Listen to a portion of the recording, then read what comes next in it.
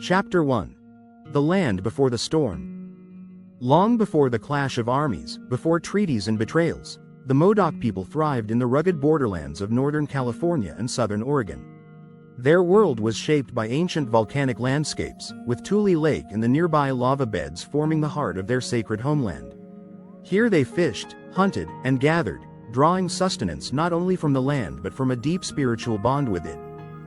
The volcanic rocks were not just obstacles but guardians, the lake not just water but life itself. By the early 1800s, the Modoc numbered in the thousands. Their neighbors, the Klamath and other tribes, were rivals but also trade partners. Life was harsh but balanced, until the steady march of outsiders began to tip the scales.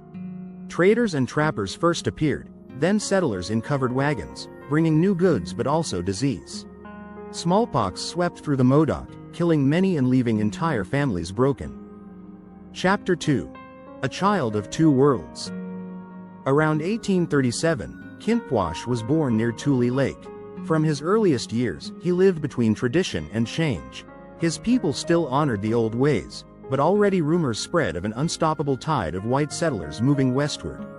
As a youth, he learned to hunt and to fight, but he also witnessed negotiations, the uneasy handshakes between Modoc leaders and U.S. officials. Stories say that even as a boy, Kintwash showed charisma, a calm voice in times of anger. Unlike some who reacted with immediate violence, he first sought understanding, trying to bridge two worlds. Yet history has little patience for peace. Even before he reached manhood, conflicts and betrayals had already begun to shape the destiny that would fall upon his shoulders. Chapter 3. Betrayal at Council Grove. By the 1860s, the U.S. government's hunger for land had reached a fever pitch. Gold discoveries and the Oregon Trail brought waves of settlers through Modoc lands, sparking conflicts over hunting grounds, fishing spots, and sacred places. In 1864, the U.S. demanded treaties. At Council Grove, Modoc leaders were pressured into signing away their rights to their ancestral homeland, agreeing to move onto the Klamath Reservation. But the Klamath were old enemies, and the land was unsuitable for Modoc traditions. Food was scarce, tensions high, and harassment constant. Kintwash, still young but already respected, saw his people starving. Though the treaty promised supplies and protection, corruption ensured they received neither. In 1865, he led a band of Modocs back to their homeland, refusing to live as beggars on foreign soil. Chapter 4. The Road to War. For years, a fragile stalemate persisted. Settlers demanded the army remove the renegade Modocs, while Kintwash insisted they simply wished to live undisturbed on their ancestral ground. The government sent soldiers, skirmishes flared. In one notorious massacre, Modoc men, women, and children were gunned down by volunteers. Each killing hardened hearts, each act of bloodshed pushed peace further away. By the 1870s, there were fewer than 60 Modoc warriors, but their spirit burned hot. In 1872, the U.S. Army attempted once again to force them onto the reservation. Kintwash refused. With his small band, he withdrew into the jagged fortress of the lava beds. The Modoc War had begun. Chapter 5. The Stronghold. The lava beds were unlike anything the U.S. Army had faced. Miles of sharp rock, hidden caves, and natural trenches created an impenetrable fortress. Captain Jack's warriors knew every crevice, every stone.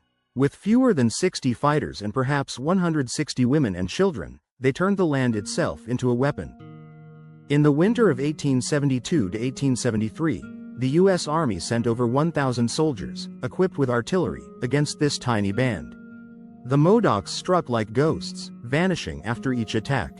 At the first battle of the stronghold, soldiers advanced confidently, only to be cut down by well-placed rifle fire. Nearly 40 troops fell. Not a single Modoc was killed. Newspapers across America marveled at the impossible resistance.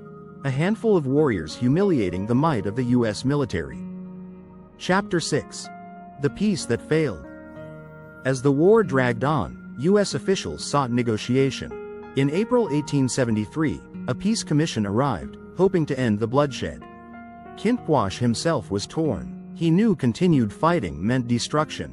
He favored surrender, but other Modoc leaders, especially Hooker Jim and the Hot Creek Band, distrusted the promises of peace. They reminded him of past betrayals, of treaties signed and broken. Fear and desperation twisted counsel. In a fateful moment, Kinpwash was pressured into an act that would seal his fate. During a meeting with the commissioners, Modoc warriors assassinated General Edward Canby, the only U.S. general ever killed in an Indian war. The killing was meant to shock the government into retreat. Instead, it unleashed fury. Chapter 7. The Fall of the Modocs. After Canby's death, the U.S. Army intensified its assault. Reinforcements poured in, and the noose around the lava beds tightened. Even as soldiers shelled the stronghold, Modoc fighters slipped out, striking and vanishing. But hunger and exhaustion took their toll. Divisions deepened within the Modoc ranks. Some, seeking survival, surrendered and even betrayed Kinpwash, revealing his position to the soldiers. In June 1873, Captain Jack, wearing a discarded U.S. military jacket, some say as a symbol of grim defiance, surrendered. Chapter 8. Judgment and Execution. The trial of Kinpwash was swift and merciless. A military tribunal, composed of officers who had lost friends and comrades in the war, showed no mercy. Despite his arguments that he had acted under duress, despite the obvious injustices inflicted upon his people, the outcome was predetermined. On October 3, 1873, Kinpwash and 3 fellow leaders were hanged before a crowd. His body was denied to his family.